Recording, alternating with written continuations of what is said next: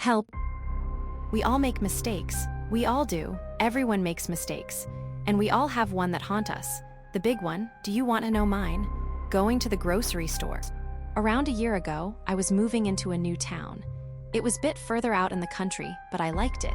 It was a new start, a new beginning, and the air was much better than where I was before. I barely got all the furniture through the door when I got a flyer slipped in the door flap. Yellow, plain, with black, funky text. Come to the grand opening of Hometown Harvest Market, a family-owned store on /redacted/ street with all the essentials for your home. I was a bit confused because it was shockingly close to where I lived. I guess I missed it. I couldn't help but feel an odd sense of kinship with a grocery store of all things.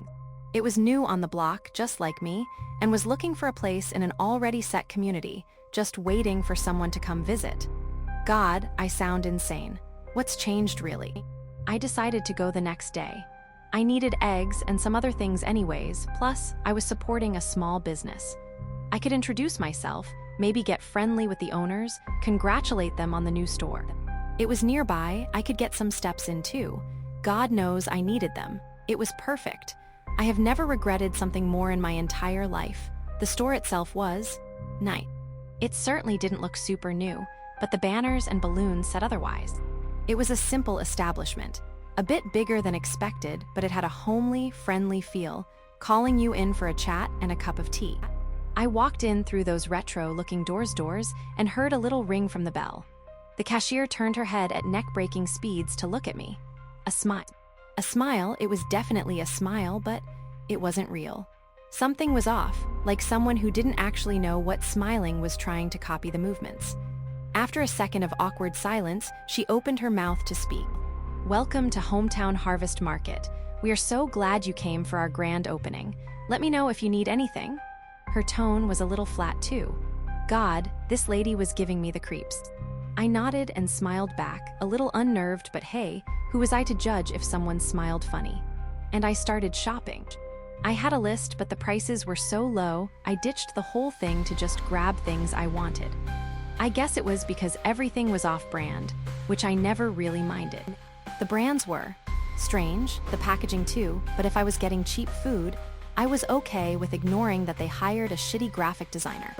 There weren't any other people either, which, especially in retrospect, I thought was weird but brushed it off. It was the first day. It was a Thursday. Not many people were going to be shopping on a Thursday morning. The only people I saw at first were the staff, and they were all as wrong as the cashier. Movements that were too stiff and too fluid at the same time. And I swear that one of them had blue eyes that turned brown midway through his little, "Do you need any help, sir?" speech. I kept shopping and I started to realize that this place was huge. It seemed to go on forever. I had been walking around for so long, I could barely understand how it was possible for a store like this to go on for so long. And then I spotted a little hallway. It was a little out of place, so I walked over to investigate. Was that dumb? Yes, but I just wanted to know how big this damn place was. Behind was a department store. A completely different store with bags, shoes, and racks upon racks of trendy clothing that made my wallet hide in shame. This wasn't possible, not in any way, since this store was a stand-alone. And standing near a rack of clothes was a man with wavy dark brown. He turned around, a look of pure exhaustion on his face. I tried my best to crack a smile, but I'm sure it looked all crooked and wrong as usual. We blinked at each other for a few seconds before his face lit up with manic joy. "Why, you're real." "Oh my God, you're real?" I backed up. I was confused about this store, but not enough to want to interact with a seemingly insane person. His face dropped. "Please no, don't leave. Trust in me. You..." I slammed the door shut as I turned around to see several members of the staff standing near me, smiling that oh-so-wrong smile. "Sir, that space is off limits. Please follow me to the checkout." Great. I was being kicked out of the seemingly infinite store with the wacko employees. They, ***, all followed me, still smiling. And the way they walked, God, it was wrong. Everything about them was wrong. And none of them even looked alike. Family business, my ass.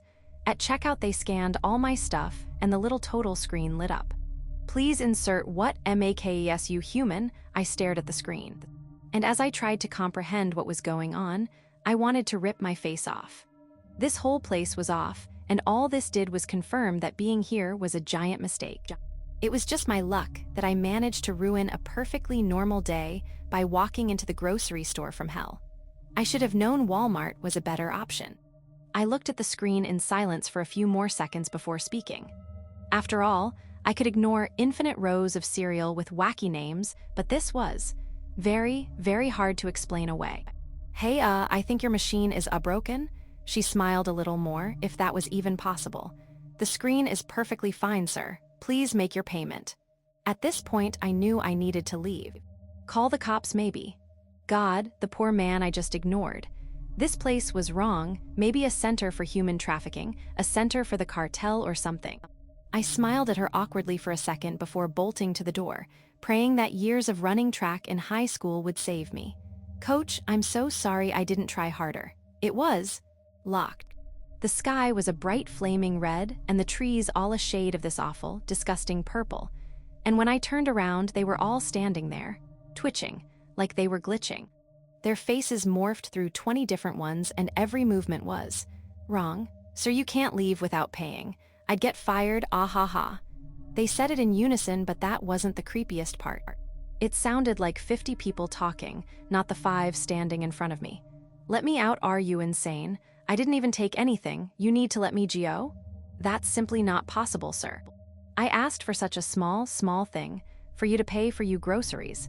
You simply can't leave without paying. What makes me human? What does that even mean? I don't. I was blubbering like I was 5 years old again, brimming with fear, trying to accept that I was going to die here at the hands of these unnatural, psychotic things.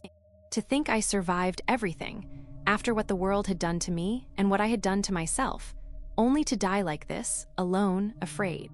I knew life wasn't worth holding on to for so long, and here was proof. I blinked and then they were gone. Just gone. I was left alone in an empty store, but it was warping almost. And on every screen, a message was written in the same funky text that drew me in here.